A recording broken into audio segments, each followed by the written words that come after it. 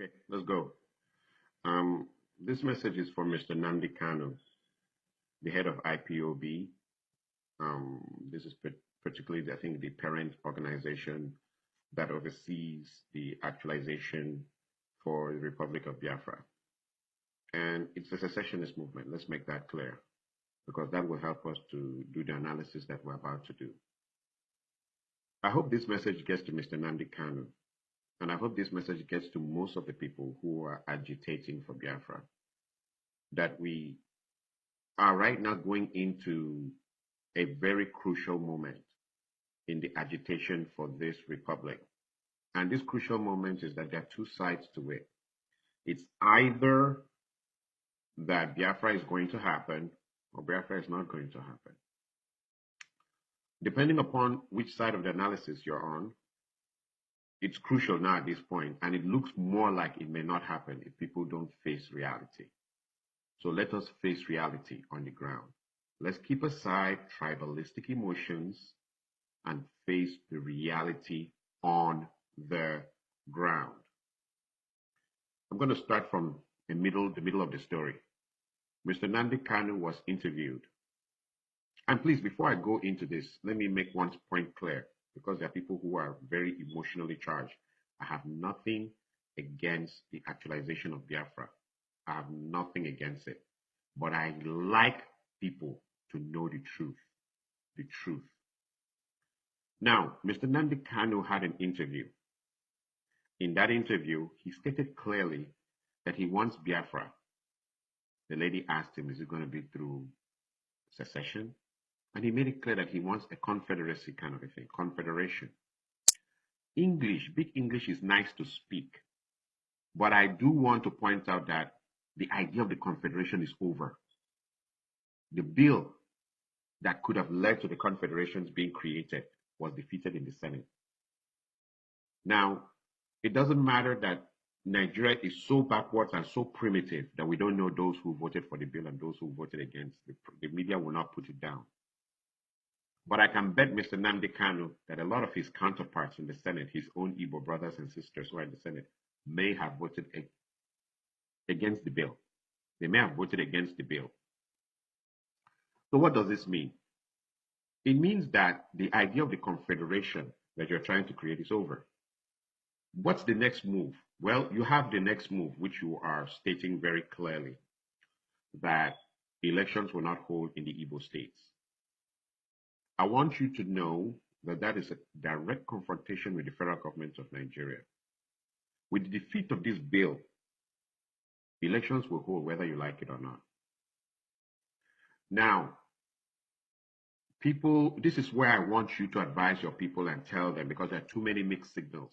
People are saying, they say we shall boycott the elections. Others are saying there will be no elections. Stand clear. Stand clear.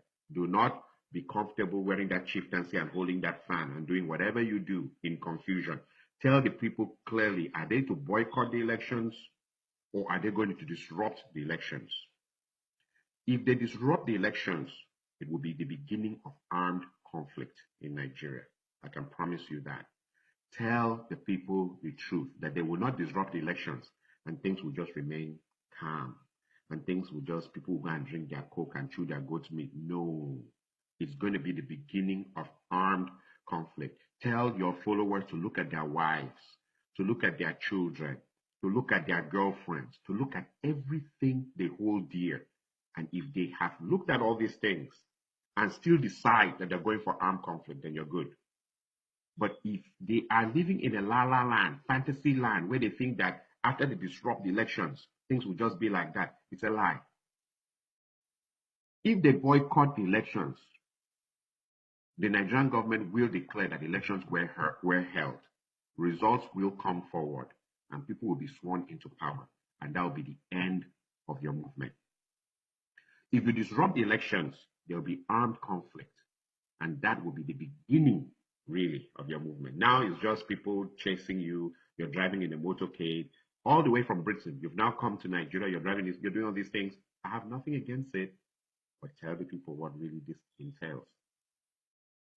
Armed conflict is not shipping in guns secretly, little pop guns. Armed conflict is sophistication. Because if the Nigerian Air Force is deployed on you guys, the Air Force alone, from the air, do you guys have the anti-aircraft guns ready to shoot down those planes? Do you guys have tanks, anti-tank weaponry ready? What do you guys have ready for the armed conflict? Which I think is inevitable because I've looked at the whole thing. Analyze it the way don't tell the people lies. Analyze it the way I'm analyzing it, and you will see this thing is leading to armed conflict. Are you ready? If you are, I rest my case, then I really don't have anything much to say.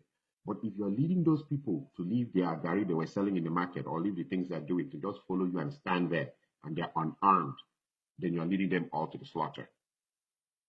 Do not be like Napoleon, a very famous seer called Nostradamus, in one of his so-called prophecies or so, said one thing clear about Napoleon, that Napoleon was going to be the greatest thing that happened to France and the worst thing that ever happened, that he was going to cost France dearly. He made that prophecies for two people, Napoleon and for Hitler, that the Germans would rise and follow Hitler, but he would cost them dearly. Let it not be that the Igbo people have risen and followed you, Mr. Nnamdi Kanu. In the end, you cost them dearly. Tell them the truth. Then if they agree to die on your behalf and on behalf of Biafra, then you're good to go. But let it not be they come and stand, and then when the jet fighters come, people are lamenting because there are no anti-aircraft guns. Or when the tanks start rolling, because the birth of Biafra will be the end of the northern state. The north will change into Mali. It's just going to be desert. It's going to be like Chad or Mali or any of these northern places. It's just going to be desert. That's all. Because the oil is not going to them anymore. And they are going to fight with everything they have to make sure that's not the case. Make sure your people are ready. Don't lead them to the slaughter. Do not do that to them. Make sure they're ready. I hope this message gets to you. And I hope this message gets to enough Biafrans. I repeat, before you bring emotional, I am not against Biafra. I repeat, but I am for common sense. It's leading to armed conflict. Are you guys ready? Thank you.